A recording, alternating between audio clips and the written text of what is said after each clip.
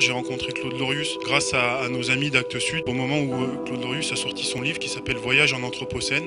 Ça parle de l'Antarctique et de cet impact absolument hallucinant qu'a l'être humain sur la planète, à tel point qu'il nous faut aujourd'hui changer d'ère géologique.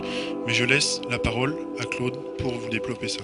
L'Anthropocène, c'est l'homme qui est en train de se bouffer et d'appauvrir la planète. Mais d'appauvrir la planète au point qu'il va, lui, en souffrir. Ça, c'est la courbe du CO2 dans l'atmosphère. On a maintenant 1 million d'années d'archives. Vous voyez que le CO2, dans les centaines de milliers d'années, a varié un tout petit peu.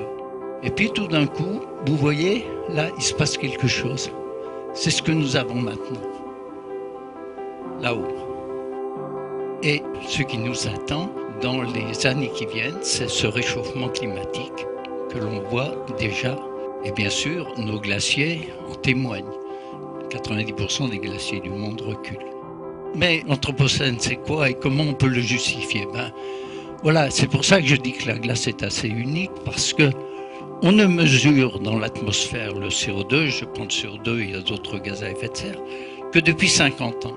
En regardant le CO2 dans la glace, on voit très bien quand commence l'envolée de ce que l'on appelle l'Anthropocène, c'est-à-dire le moment où l'homme contrôle l'environnement de la planète.